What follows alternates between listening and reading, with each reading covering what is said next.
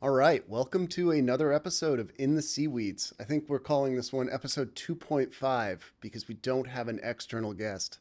I have stolen the hosting from Graham today, and we are going to feature Graham Parker, the CEO and co founder of Ship Angel. Uh, I should introduce myself, I guess, huh? Mhm. I'm Dan Healy. I am the co-founder alongside Graham at Ship Angel, and we'll get into I think both of our backgrounds today. But this episode should be a lot of fun, Graham. I'm super excited. Already, it's much nicer and much more comfortable sitting on this side and not being the one asking the questions. Yeah, I was thinking about throwing a wrench in this. I was thinking about calling it Between Two Seaweeds and just make it completely focused on global politics. Oh, that would have been so cool. That's how we start our days anyway, right? Very true. All right, let's get into it. So, I don't know that you really get into your background a lot on the podcasts, right? It's very clear that you are an entrepreneur. This is not a new thing, this is not a new journey. But give us the rundown. Tell us your history, tell us your story. Yeah, I guess I've kind of been like entrepreneurial pretty much all my life. When I was a teenager, I played a lot of soccer, and when Ireland got into the World Cup, they had this famous game against Romania where the goalkeeper Paki Bonner saved a penalty, and he wore these special ruche gloves, and I was fascinated by them because I was a goalkeeper, and I called Ruche, who were a German company, and I asked them for a pair, and they posted me a pair, and then I ended up asking for another pair, and then I sold a couple of hundred pairs, and this was 1990, so we still had the telephone at home where you had to do the numbers around, and I was telling them I was my dad because you needed to be 18 to buy them, um, and I ended up kind of becoming almost a distributor for them in Ireland, and then um, yeah, I just always felt quite kind of entrepreneurial, and then dropped out of college, started in the shipping world, was just fascinated by kind of like global trade, the concept of how small the world had become over the last like one or two generations. You could move things around so much faster, and it kind of encompassed everything interesting to me. It was commodities, it was currencies. You would start your day, growing up in Europe, you would start your day talking to folks in Asia, and you would finish your day speaking to folks here in New York or in California. And to me, that was really fascinating. And then I started my first kind of shipping business when I was 22. Did $1 million in sales the first year, and then doubled it every year, 2 to 4 to 8 to 16. That was a great journey. I spent a lot of time in China around then, which was, looking back on it, was incredible. I probably spent maybe 15 weeks a year in China from kind of '04 to around 2012, which was really the time when supply chains were moving much faster. Obviously, they were moving before 2004, but they started to move really on pace, and that gave me a real deep dive.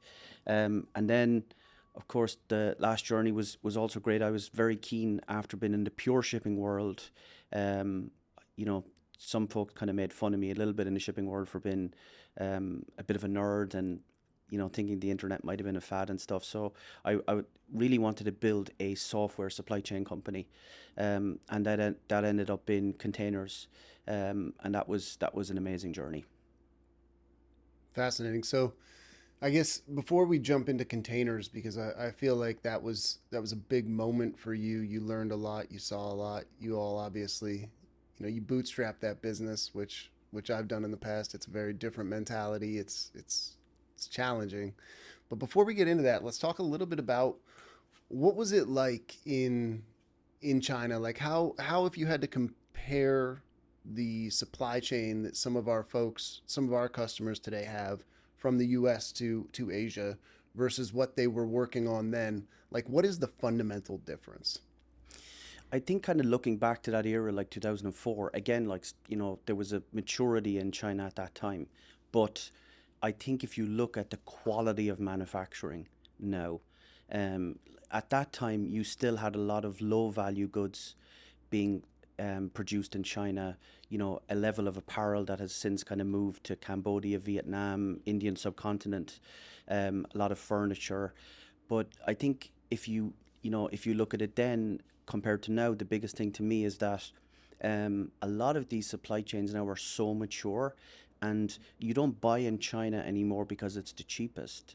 People buy in China because they produce incredible products, and manufacturing is an art, and there are craftsmanship numbers in China that you just cannot.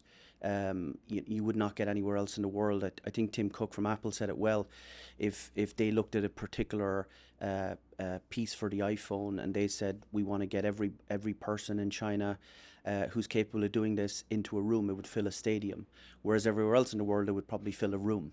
So just this expertise in manufacturing, to see China in that era going from, kind of high volume, low value goods to still some of that, but much more high end, complex products for very complex supply chains. And I think that's kind of like our Ship Angel customers today, incredibly complex products and incredibly complex supply chains.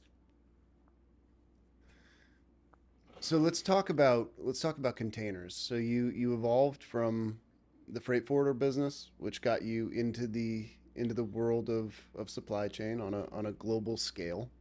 And as you mentioned, you were a nerd. That was a good thing, right? I think a lot of us that are in software today or have been in software for the last 20 years, we were nerds in some way, shape, or form, or we wouldn't have gone it.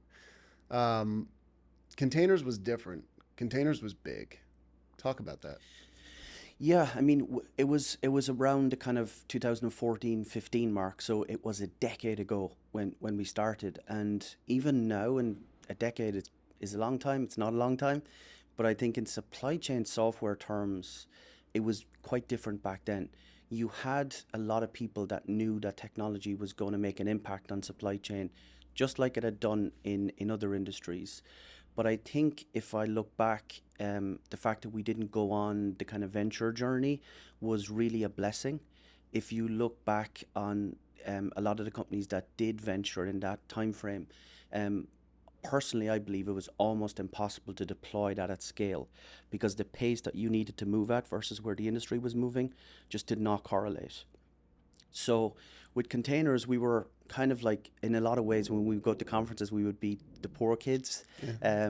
compared to the venture-backed companies. But we were obsessed about building products that made a difference for these companies, and we won a contract from Hutchinson Ports to build a first product, and then that kind of gave us some confidence to go out to the market and start to speak to the world's biggest freight forwarders and the world's biggest shipping lines. And a few months later, we were sitting in Copenhagen in a boardroom with Maersk, convincing them that we could build a customer facing platform for them that could go global, that would be live in 10 weeks. And they didn't know whether to kind of throw us out or whether to take us seriously. But we did that at scale globally, and then that gave other major carriers like Zim and O&E and big forwarders like Siva and Daxer and Toll and Pantos and all these the confidence to come on board. And we were very proud of the fact that every project we did went live on time. The customers were very happy. The products were incredibly innovative, and we were trying to do our bit to move the industry forward. I can't get away from the host piece though. I'd also love to kind of delve into your journey because it's also super interesting, and thinking about like when we're talking to customers, I have this very narrow focus, and I've come from across the pond, and I'm a visitor here, versus your background, which has kind of touched so many industries and has touched so many pieces of the country. I'd love to ask you the same question. Yeah, I mean your background is fascinating, right? Because especially because of the world that we live in today. But you're right. I've worked across a number of industries. I think my first real experience in entrepreneurship was at university. So when I was in school, I was at Ohio State or the Ohio State University, And I'll never forget watching somebody in their dorm room sit down at their computer. It was the early days of Facebook. They were doing their homework. Everybody had a laptop. And then it was time to order food. And when they went to order food, they got up and they placed a call from a phone that was attached to the wall in their dorm room. And that to me was mind boggling. And so we ended up partnering with a company that had created some basic technology to provide kind of online food ordering, and we started the first online food ordering service in Columbus, Ohio. Which Wow. was incredibly cool. It taught me a lot about humility. I mean, you can imagine what it's like to sell into to small business owners on Main Street in Columbus and tell them, "Hey, we're going to put a fax machine in your restaurant and send orders through, and then try and charge them." And it also taught me a lot about kind of dedication. I mean, the only time we could get their attention was when the students were gone. So I stopped leaving. So I was there during spring break. I was there during summer because that's the only time we could sell into our customers. So I really understood what it took to kind of dedicate my life to a business, and that's really all I've ever known. I was really lucky. I came back to the New York area and had the opportunity to work at a company called On Deck Capital, which was the early days of fintech, and Wow. specifically in New York. And there was just this wild energy. You could tell things were changing. It was 2009, 2010, and they were right between their Series A and B. And I was watching a company create something while scaling, and it really stuck out to me that this is where the action lies. This is what I want to do. And then a couple of friends of mine were building mobile applications, and it was 2010, and the iPhone was new, and we decided to focus on building mobile apps for retailers and for health and wellness companies because we could show a return.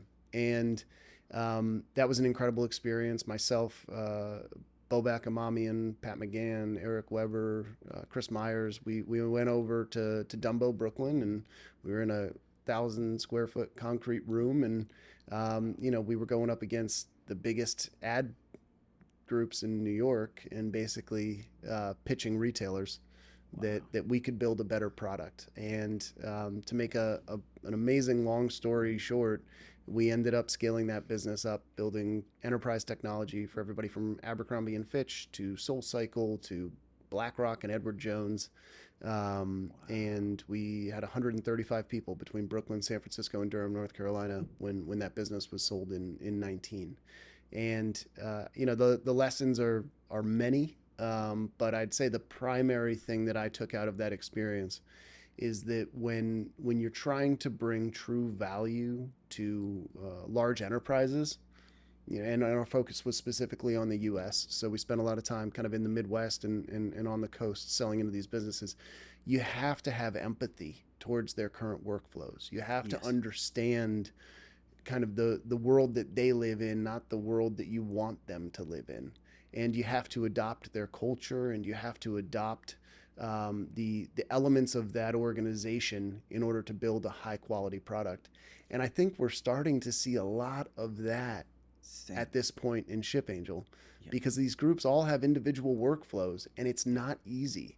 I mean, No. the goal of the supply chain group, Kevin Callanan from Roku said it best, right? The ultimate goal of the supply chain group is to deliver your promise to your customer, Yes. and these people are working so hard to do that. And so when we embed ourselves in our customers' businesses, and configure the platform to work for them, like I see a lot of what I saw then. Super interesting. And it is very, very complex. Um, but I think, bringing the containers journey to the ship angel journey, um, you know, w- I'm very proud of that journey. I'm very proud of the team. But I do think that, you know, we're a quarter of the way through this century, and software has transformed so many industries. And to me, it feels like it hasn't done what it promised to do in supply chain yet. Hmm. And there's a lot of reasons for that, mainly rooted in complexity and workflows and everything else, like you just mentioned. But it also feels like that AI is the moment for these promises to be delivered. And personally, that's kind of what gets me up every day, is the idea that software, AI driven software, will finally change global supply chains for the better, in the not too distant future, given just how fast AI is moving. And that is, incredibly exciting. And also for me, it feels like a long time coming. Just in terms of being in the industry, you know, we should all hold ourselves to the highest standard. And I think the digital supply chain has been moving fast. Maybe it should have been moving faster, but I think we're at this moment now where we're going to see AI finally transform supply chains. And to your point, it's like it doesn't matter what brand you are, a Fortune 100 brand, a digitized, great digital supply chain is a competitive advantage for you. And that's what kind of makes this juncture so exciting. I feel like we sat down and started talking to each other because that's what we do every day. And we didn't Same like, stuff. what if, believe it or not, there's probably somebody who sees this who has no idea what Ship Angel is. That's a good point. What if we took one step back, Yes. give the elevator pitch? Yeah. So, Ship Angel is an AI native ERP for the global supply chain, and we are solely focused on BCOs, shippers. Everything we do, every line of code we write, all of the brain cells that we burn every day are purely focused on that one group of people. And we've been building products over the last 2.5 years or so, with a goal of helping these companies to digitize their supply chain, and particularly take advantage of AI. And we started out with rate management very, very purposefully. It was the least digitized part of the supply chain. In my mind, I think when we did a survey with 100 shippers before we started, and we were lucky enough to get like a dozen Fortune 100 brands into that 100 cohort. And when I looked back over the interview questions, I was blown away because, like, take tender tools, it was close to 50-50, 50% on spreadsheet, 50% using software. When it came to how do you manage your shipping rates, like mid 90s were spreadsheets. And it was really amazing. And speaking to people in the industry, it is a scary part. You're dealing with actual numbers. What if you put in an extra zero or you miss a zero? You need to be really good at what you do. But it was a great opportunity to bring that forward, to use AI, and to deliver value. But also, it's kind of a core part of an operating system as well. You can't book an international shipment until you have a rate. If you don't pick the right one, you're already gone down the wrong path. So it's kind of like the brain, and then you kind of move into the heart and soul of it. So, yeah, that's not quite an elevator pitch, but a slightly longer one. Elevator broke down. It broke down in. uh, why we're supposed to ask, I think, on this podcast some deeper questions, right? It can't just Yeah, be surface level. yeah, Why is this a venture backable business? Why are we going the venture route this time versus the last one? I mean, my last business, Prolific, we bootstrapped it. Containers, you bootstrapped, great exit, yeah, amazing experience. Why is this a venture backable business? Not yeah. why are we raising venture?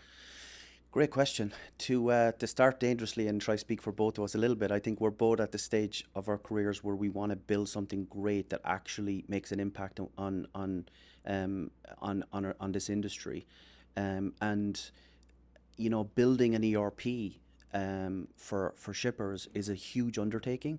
When you're a single product company, in an enterprise SaaS world, you can build faster and cheaper than ever. But when you're building an ERP, um, you're becoming not just a system of record, but a critical application for global companies. And I think to build out that infrastructure really well, you really do need capital to do it right. So I think, thinking about, yes, in an AI world, you can build software faster, but as we sit here today, I think we're maybe around a third of our code is written by AI. I could not see a path to that going much higher in the short term. So I think you still need great teams. You need to build very wide and very deep. And then of course from a distribution perspective, you need to scale throughout the company. So I think when you want to build a category defining company like we're on the mission to do here, um, venture is the tool. I think that makes a lot of sense. And I think the only thing that I would add to that is the pace at which you need to build software today is fundamentally different. And I don't just mean like writing code, like Yeah. going from vision to production is so much faster. And we're unique because of your experience. I've been around you now for the last 4 years, and we should talk about kind of how we were introduced and all of Yes. that. But the ability to break into the market, to define yourself, and then to grow with your customers while expanding your customer base absolutely requires resources. It Yes. requires people because it's not automated. We're not selling to a very to a lower market who's just going to click and sign up. Not yet, Mhm. but it does require kind of like some hands-on expertise, some learning while building, and some reacting. Yeah, definitely. I think of that in two ways, and I think of it in terms of middle ground. So, I very fortunate in terms of supply chain software that I get to speak to a lot of the actors in the space, big and small. And the thing I always come back to is, um, I find the middle where you want to be is the middle ground. In that, if you are a pure logistics person and you're getting into this space, when people ask me for advice, I always say one thing that you cannot do is fall into the trap of not respecting software. Software is not like building a house. You can't think I'm building a software company. I'm going to get a few people to build a house and then I'm going to sell the house. With software, you're improving it every minute of every day forever. So you have to respect that process. And I say that because I've seen a lot of people fall into that hole of thinking, oh, I just need to build something and then I can just concentrate on selling it. And on the opposite side, I would also say, from a pure software perspective, there's this kind of narrative in some places that think, oh, I am pure software person. I'm coming into the logistics world. These people are still using fax machines. I'm going to be a unicorn in 48 hours. And that's obviously not the case either. So the middle ground is kind of understanding both worlds. Respect how difficult it is to build truly great products and build truly great software, and how difficult it is to get that talent around the table to make that happen. On the same side, understanding and respecting all of the processes and logistics, and from a PO being placed to a product hitting a shelf, look how many steps are involved, and trying to understand all of the complexities that are in there. You could make the same analogy in terms of how you build software today. I also see folks today who say, you know what, I can just go to Lovable and I can build a Salesforce competitor before lunchtime tomorrow. And that is like, so far from the truth. The scale and breadth of what companies like a Salesforce have built over decades. Forget about the millions of lines of code for a minute. Just the complexity across products and languages and everything else is incredibly complex. So you can't just, press a button and have your engineering done automatically.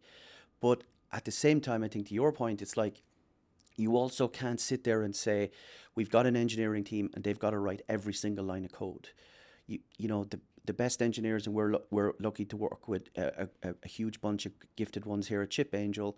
They see this as a tool that makes them better, and they know exactly where to use Cursor and Cloud Code and Codex, and they know when to use it in the front end for Next.js versus a little bit less in Ruby, and bringing it into the test scripts and everything else. And that's what helps you to move faster.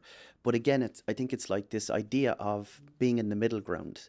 You don't want to be thinking, you know what, we can just code something with no engineering talent, but you can't be on the other side of it too, ignoring it. I think really where you want to be is in that middle ground again.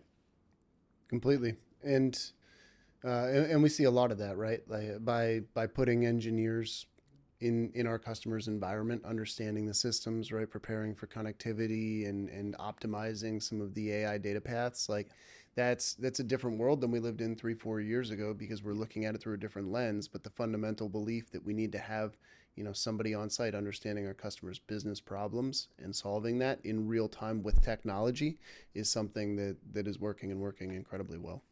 Absolutely, that's a great point, and I think, you know, 10 years ago, even, you know, when you would look at implementing software, it was a very kind of like project managed, derived, consultant centric process. And in some ways, it feels like, you know, the cloud enterprise software have kind of gone this way, and implementing software has stayed on this kind of straight line. So, I think where, you know, we see a lot of success with our customers is exactly like you say. It's um, deploying technical people to be able to get things up and running really, really fast. There is no need for these massively drawn out implementations. Even, you know, in an important system, you can get it live modularly. You do not have to eat the elephant in one bite. Mm-hmm. So, if you logged on to the Ship Angel website yesterday, 2 days ago, you would have seen a point solution. You Yes. would have seen a rate management system as the primary, and that was intentional. We've talked about that. We built the first module of the ERP in order to establish ourselves and provide value to our now large and growing customer base. Um, but when you log on today, it looks different and it feels different. We went through the process of bringing that vision to life. And you said one of the funniest things I've ever heard. Can you talk a little bit about our experience trying to bring what we were building to life in a different way from a brand perspective?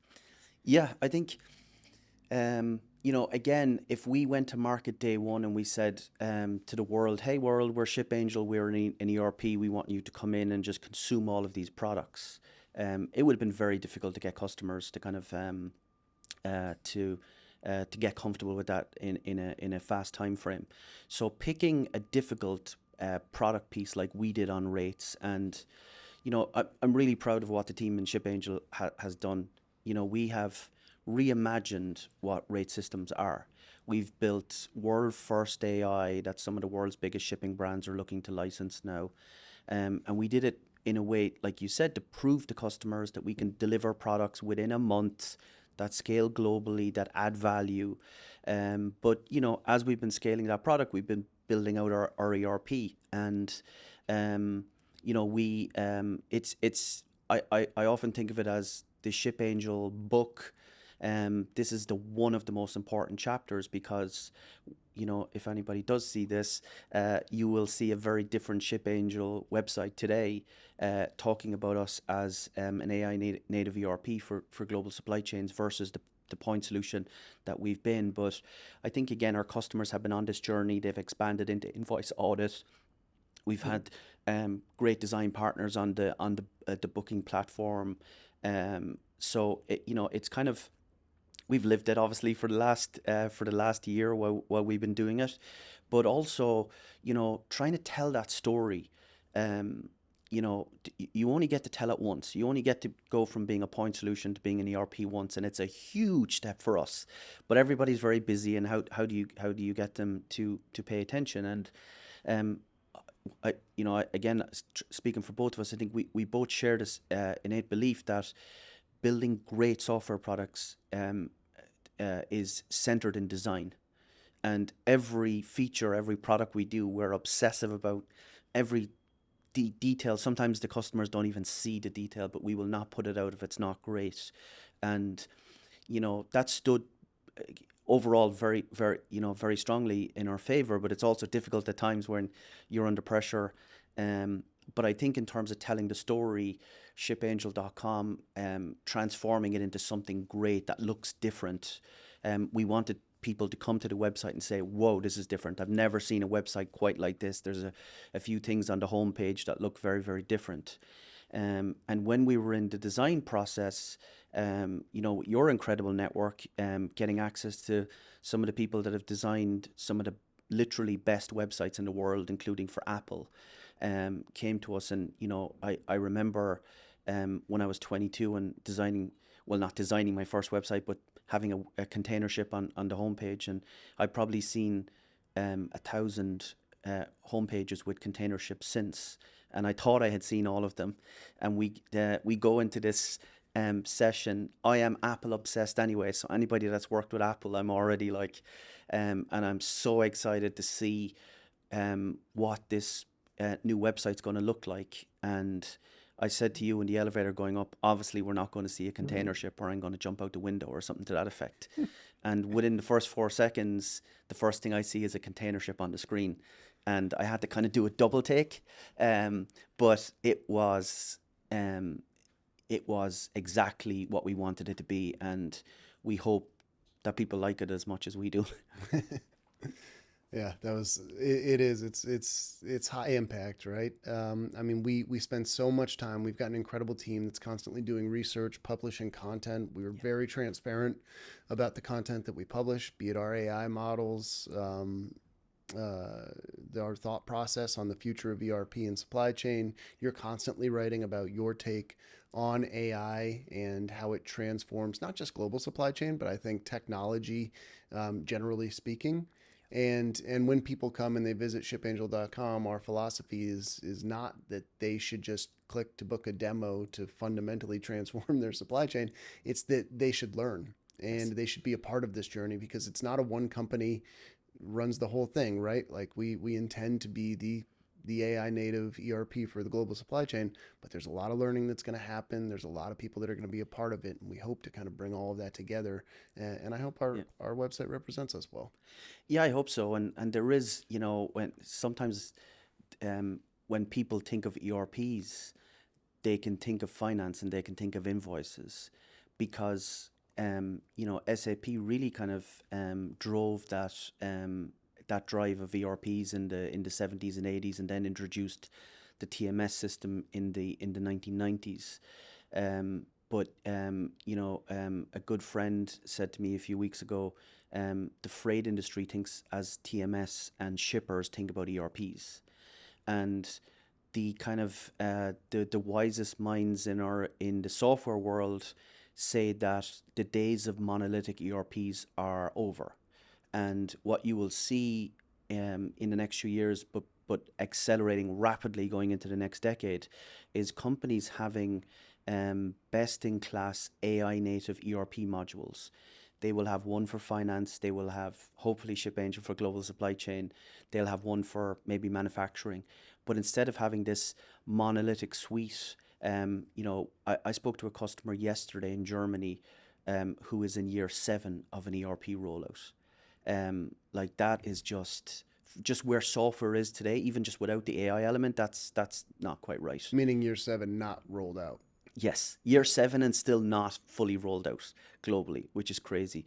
So I think you're going to see that transform. And to your point, we have a research section on the new website where we're going to be incredibly passionate about thoughtful pieces, helping our customers on this journey, thinking about how these ERPs talk to each other. How do I get immediate value? How do I, mitigate multi-year rollouts? Mm-hmm. Amazing. It's been such an incredible journey so far. We've got amazing people in our corner between our investors and our team, and most importantly, our customers. We should probably talk a little bit about how you and I connected.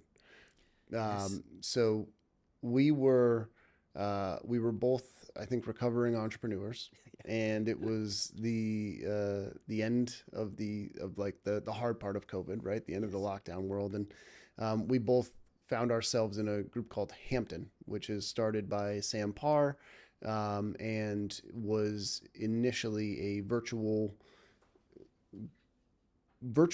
I guess community of cohorts of founders that had found some success. And it was 8 people in each group. Is that about right? 8 people. Yeah, I Yeah. think so. And you and I ended up in the same cohort randomly. Yeah. You were still over in Europe, Yes. and we would basically get together every week and talk about like what was going well, what wasn't going well. And you were in the Yeah. early days of thinking about Ship Angel, right? Yes. Yeah, I kind of thinking about this idea again of like, if you want to build a category defining company, where do you want to be? And I think being here in the US is so important. Like, if you just look at it from a few different angles, like, first of all, um, the US is maybe the only country in the world where the government actually publishes data on importers and exporters, and you can see that there's over 1 million companies imported or exported in 2024, and you can see exactly who they are. You can see the volume they ship, who they ship with. That's something that's not available in Europe, but also the number, like 1 million companies. And then, in Europe, it's probably 20 to 30x smaller. And I think kind of in kind of general terms, medium and large enterprises in the US have a great track record of buying software faster than Europeans. So, and then of course you have just this insane energy that's in New York, and you have the software ecosystem, you have the investor ecosystem, you have an incredible shipper network in particularly going into the greater New Jersey area. So kind of founding Ship Angel in New York and making it a US company was super important. And I think back then in the process of getting my O1 visa, and I thought, I need to somehow inject myself into the New York tech scene. And Sam Paris Hampton was at that time kind of like a closed group where you had to Hmm. apply and stuff. And it was super interesting, for us to meet up like that. Yeah. So we have a team in Europe, and we've got some amazing customers in Europe, but New York is absolutely home. And as we continue to establish the business, we have a huge footprint across the middle of the country now with some amazing shippers, and we're spending a lot of time um, on site with these folks, learning, building, and kind of changing the industry together. Yeah, it's been real fun. Like for me, again, being new to the country, I think the last score, I think you and I had been to like customers in like maybe 18 or 19 different states. I still haven't visited every state like you, so the goal is to keep going until I see every single one. We'll get there. Um, Alaska could be tough. That is a tough one. It's bound to be some natural product though that's shipping at scale out of there. You'd think so. I'm sure there is, Yeah. or somebody headquartered there for some reason. Yeah. Yeah. That will be a tough one. All right. So I think before we kind of just chat a little bit about like ourselves and kind of go into who are we and what kind of company are we building from a human perspective, which is incredibly important to both of us. Let's just talk quickly about the next chapter at Ship Angel. Let's talk about what it looks like over the next 3 and maybe 5 years. Yeah, I mean, no matter what you're doing right now, if you're working in software, um, the next 2 to 3 years are probably going to be the most impactful, maybe ever. That's The, true. the the pace of AI, when I talk to my friends that are working in software, I say, make sure that you're doing something that you're going to be proud of, that's going to make a difference, because this isn't, a part of your 20, 40-year career where you'd say, "Oh, I'm going to spend 2 years in a FANG company, or I'm going to do X or Y, and then eventually I'll do." This is where you want to do the best work of your life in this period, because it's going to be the most impactful. It's going to be a roller coaster. There's going to be the pace of AI. It's not going to, in my view anyway, it's not going to plateau at all. If anything, it's going to like accelerate.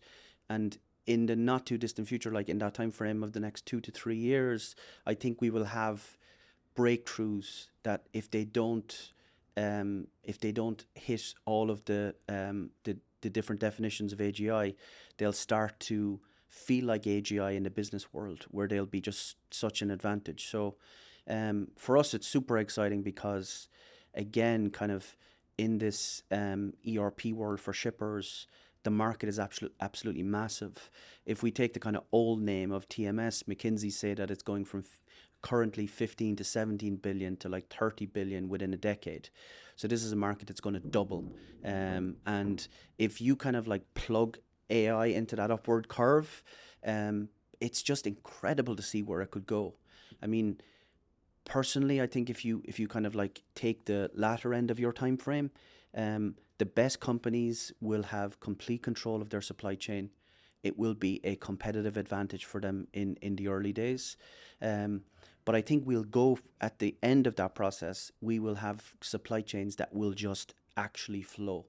Most of the time today, there are obviously geopolitical events. There'll always be events. There'll always be unfortunately bad things happening in the world, and we can't stop them, but we can certainly mitigate them. And instead of fighting fires, we can get to a stage where cargo flows and where AI can go in and plug the gaps, augment humans to help them have that streamlined supply chain, and then get to a stage where um, products just move faster. You can sell more. You can sell more products. Reordering is it just happens automatically all of the time. So I think you're going to see rapid growth within the supply chain software ecosystem. Like again, if you look at that 15 to 30 billion, like there's 15 billion of brand new customer spend coming in the next half a decade.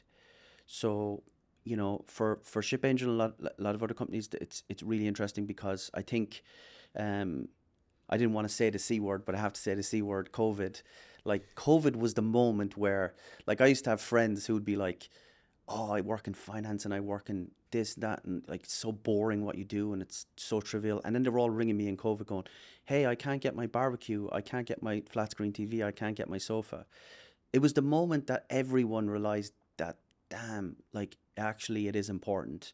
And some of the Fortune 100 actually had this real aha moment. Um, it was the first time that supply chains hit the boardrooms in some ways Mm-hmm. of the biggest companies in the world. And I think they realized that um, it's not a dark cost center part of your business. If you do not have your products in the right place at the right time to sell, you hemorrhage top line revenue. So I think it was that moment where companies realized that I must digitize. And now I believe if you look at that upward curve that we've seen in the industry over the last number of years, I think it's about to kind of move upwards. Yeah. What do you think? I mean, I agree with you. I think what we've done is different in the sense that we live in a different world than I guess both of our last companies, right? Yeah, In our last companies, we'd always talk about MVP. yeah, That was the thing that we always talked about. But what we are doing now, because of the pace at which we can build, and because of, I think specifically the product we're building and the category that we're defining, building a modular ERP is fundamentally different from building a full monolithic ERP and saying use this. So there is a world where our customers will be using the Ship Angel rate system, maybe the Ship Angel invoice audit component, and another ERP for other elements of their business, right? And the fact that we can go on a journey with our champions and with the leaders inside of these organizations, specifically in the logistics and transportation and procurement departments at these businesses, is so fun and so fascinating and so interesting and so different that the future that I see for us is really about having an impact in a lot more companies than we would have an impact in if we were building this business 5 or 6 years ago, because there's so many different holes that we can plug with the suite of products that we're developing and delivering. And I just think that's so different from, I mean, yeah, containers, for instance, you had one shot. yeah, Shipped.Maersk was one shot. yeah. This is not Definitely, that. definitely. That it's such an exciting time to be building software.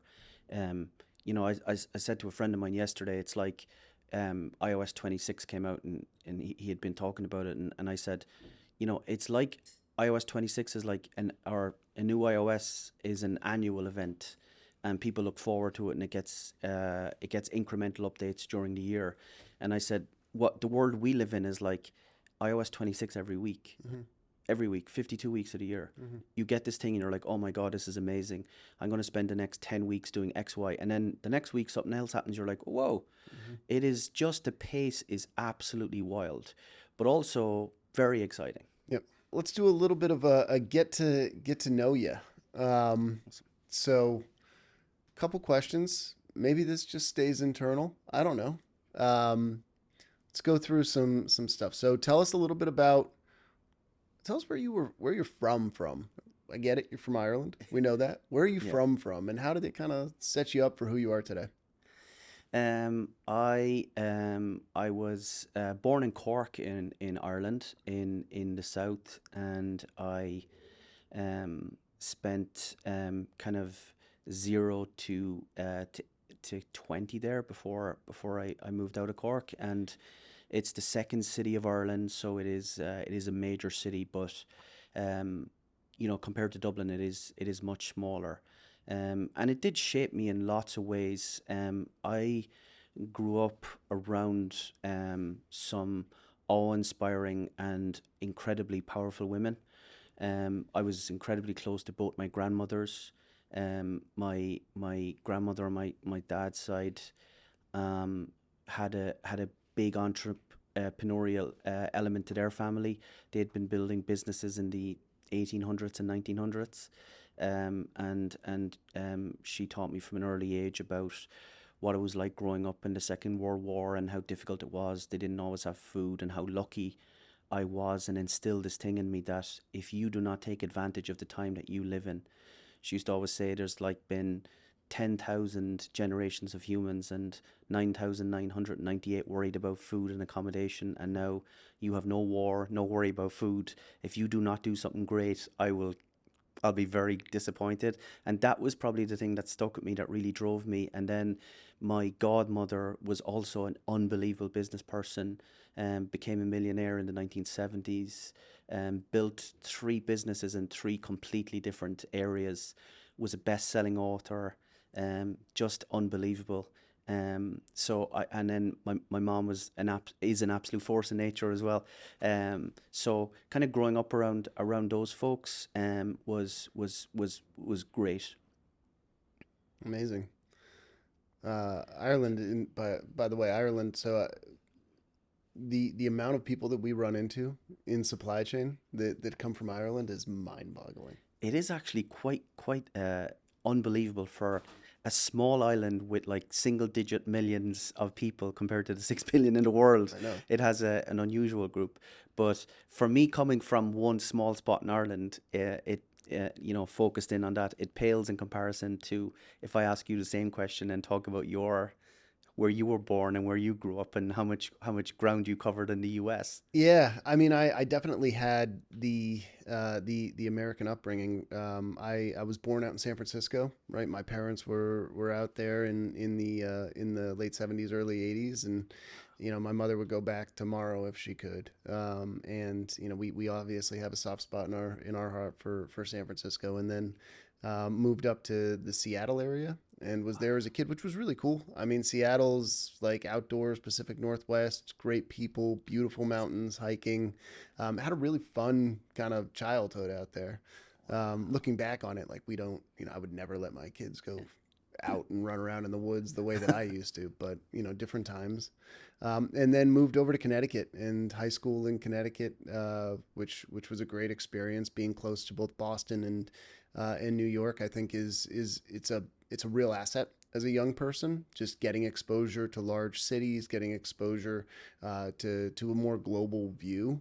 Uh, Definitely went a long way. And then, yeah, as I mentioned earlier, made my way out to Ohio for school, spent some time in Wisconsin, and then finally made my way back to the East Coast. So for me, Wow. it's been the ability. I can pretty much plug myself into any city and have done something there or know something about it or spent time with those people, and I have an appreciation for the subcultures in America, because people on the West Coast, Pacific Northwest, East Coast, middle of the country, South, everybody's got a different type of culture. And again, I do come from an empathetic place where I believe you have to respect the people and the lens they see through. You've just covered half the country there. I know I have never lived in the South. I have not lived in the South. Haven't done Wow. it yet. So, but I'm very happy here. Very cool. Well, look, I think we're kind of coming to the conclusion of episode 2.5. Hmm. Tough that I don't get a full episode as a host. I'm happy to take over. Well, I was super proud when the crack marketing team at Ship Angel came to me and said, "We would like you to host In The Seaweeds." And I've learned a lot in the first few episodes. But then, going through some material the other day, I realized that host one's name was crossed out and host two's names were crossed out. So I was actually third choice. So that stings a little bit. So hopefully I get better at the hosting thing. Oh, I think you're doing a fantastic job. This has been awesome. I mean, we sit in the office every single day, whether we're on a plane or actually in the physical office in New York or wherever we are, and we get to talk about this stuff.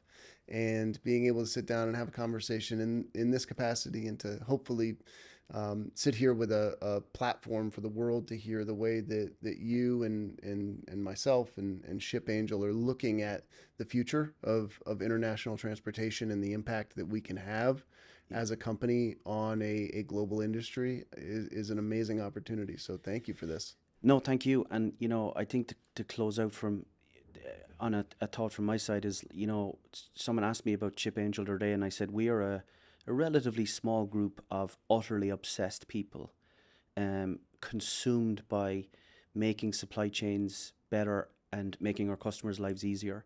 And we have a stat about 96% I think of customers log into Ship Angel every other day. The top 10 have logged in every day this year, and knowing that we make a difference in people's workflows, even though it's not dramatic yet, it helps them. Probably every hour of every day in a way. That's really what drives us is the opportunity to actually help and make a difference and help make these great humans that we serve make their lives a bit easier and make an impact on these giant brands as they navigate the complexities of global supply chain. Absolutely. And I know every single person on the team would agree.